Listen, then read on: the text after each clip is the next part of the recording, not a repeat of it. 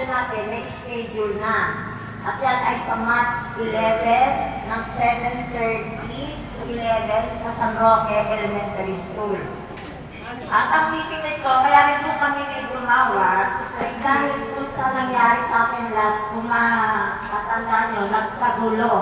Tayo po number 1, nagulo, yung local pension payment. Natalo daw, sabi nga nila sa akin dun sa OSCA, tinalo ko yung sa Miguel. Kasi talagang sila ang may hawak yung number 1 sa magulong mag-pay out. Tayo, natalo daw natin sila. Ngayon, dahil sa nangyari yun, kaya sana pakiusap lang po sa lahat ng mga local pensioners. Kung pwede lang po maging maayos ang ating pagbibigayan sa March 11.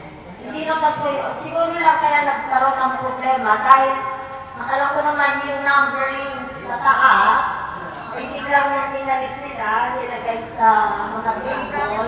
So, ang mga tao, kung saan ang edad na nakalagay dito, doon tumila. So, nagkaroon ng misunderstanding yung tanong yun, kaya siguro nagkagulo. Kasi yung unang sinulang pension natin, napakaganda. Aga tayo nakatapos doon, pinuri mo na tayo ng OSCA. Ang problema lang, isang local pensioner doon na nagmumura. Yun lang ang kanilang reklamo sa amin. Pero napakaganda ng payout natin noong sinundan. Ngayon, hindi ko rin nakalain kung huli, nagkaroon tayo ng gano'ng magulong pamilya ng local pension. Sana, hirinig ko naman po sa inyo na pwede, kung pwede lang naman po, maging bihig tayo or maging ayos. Ayaw nyo pa po ako pagbigyan sa March 11? Ayaw po ba? Kasi yan, first come, first serve. Eh, may mga senior, lahat naman po tayo senior, hindi naman pwede kapila, senior ako, uuna ako. So ngayon, yung po yun, wala pong tatayo sa gitna. Kasi yun po ang gulo yung mga tumayo sa gitna. Sana maging tayo, mag-operate kayo sa mga duty sa araw na yun. Ang mga officers namin ang siyang mag-a-arrange ng sa edad kung sa kayo dapat tumila. Ang FIO, siguro i-request ko na sila ang mag-a-attendance. Pero ngayon, dala ko na po ang attendance sheet. Kung pwede, pupirma na kayo. Para sa March 11, diretso na kayo sa upuan. Nakapirma na kayo dito Pero dala nyo dapat yung 2 zeros ng ID na may 3 pirma. Yung po magpapa-authorize, hindi lang po ako dito authorization. Pero kailangan na magpapa-authorize, ibalik nyo sa akin dito kasi itirmahan ko ito na po saka ibibigay sa inyo sa oras. O kaya kunin nyo na lang po doon sa lumang barangay ko. So yung magpapa-authorize lang, meron po tayong authorization. Bago po ito, hindi po yung pwede na po yung last year. Kasi 2024 pa po So, yung pong format ng ID natin na nire-require ng OSCA, kung pwede, yung front ng inyong ID, saka yung likod, sa gitna po kayo pipirma ng 3. Kung nakita niyo po yung posto, kasi kinuha ko lang po yun sa OSCA, pero may mali kayo nun kasi dapat ang firma, sunod-sunod na 3. Doon po sa aking ipinos, ang firma, pagano 3. Ganyan. Then dapat sunod-sunod na 3. Sa gitna doon na yan. Sa local at social pensioner naman, walang problema kasi wala pang schedule na sinasabi sa akin. Basta malalaman niyo yun pagka may schedule na ang social pension. Actually, tapos ng lahat, may kulang lang ako ng 5 tao sa dokumento ng social pensioner natin. Okay? Nagpapapirma na po ang aming officer na si Ned, yung sa narito ko ngayon, para po sa March 11, dire-diretso na kayo sa upuan.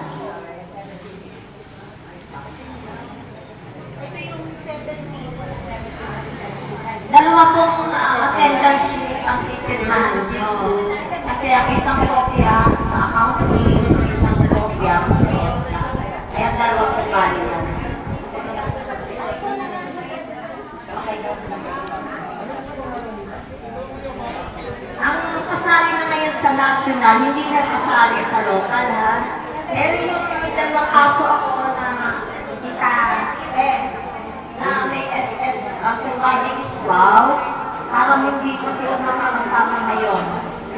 Hindi ko pa wala kung dalawa po kasi ang surviving spouse natin na hindi na po pwede sa social pension.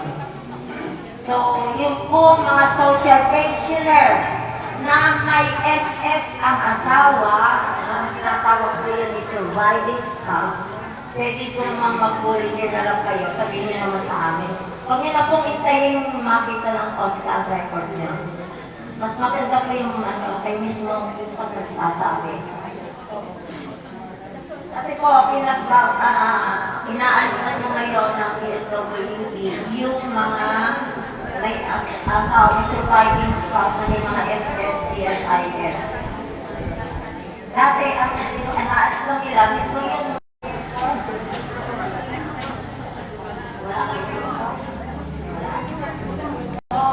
yun ang mag-report ang ating kalilip at ang ating pinagyaman. Isang meeting na lang.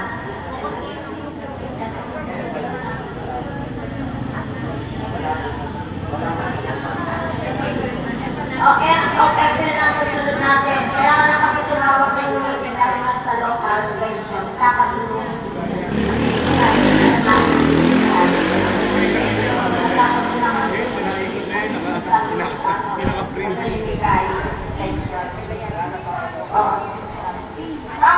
Tanghali ko na. Yung po sinasabi ni Vice kanina, yung 20 pesos, yung po ay sa ating Diyos. Kali magtuloy tayo ng Christmas party. Kasi may there was an instant na hinahabol ako sa Oscar ng isang namatay natin senior. So, pagkakaintindi niya, binigay ng Elda ng kanyang anak. Hindi ko na sila masisisi kasi understanding, nagbibigay na sila ng 20. Pero 20 para sa ang natin, Christmas party. Kaya, doon po sa mga gusto sumali sa EFTA, may kukulay yan na nakikita pa, at saka aware naman po kayo kung ano ang beneficio ng EFTA. Kasi ayoko na po mangyari yung pinumunta sa Oscar na nag-catering ng kanyang EFTA kasi po sa Tuesday, hindi naman ito sa akin. Sa ngayon, ang entrap, wala nang age limit. Pero, kailangan, healthy naman siya. Kasi, hindi mo pwede, kahit 70 abag na, mag-edit ka pa, pero may record ka na sa hospital, meron kang existing na sakit. Hindi naman pwede yun. So, kami, presidente ang pipili at mag-ano kung sino pwede sa mga.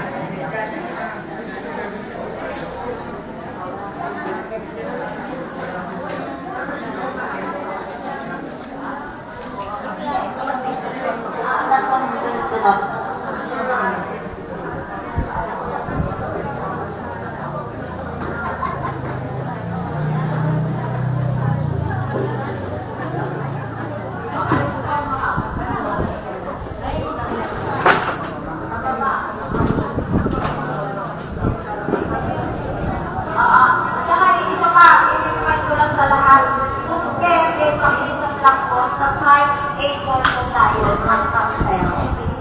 Kasi yun po is standard government. Size 8-4. Kasi ang social, yung pag-require. Pero sa local, yung gusto nila.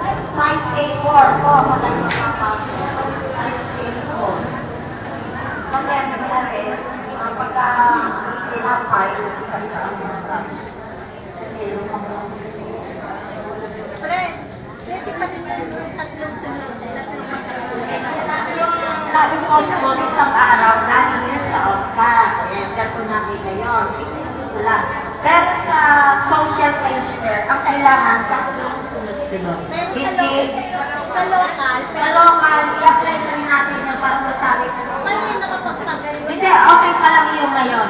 Natanggapin pa rin niya. Pero sa susunod na may kung pwede lang. Nasundin nilang po. Ngayon, tinatanggap namin yung dati. Ito po talaga ang tama.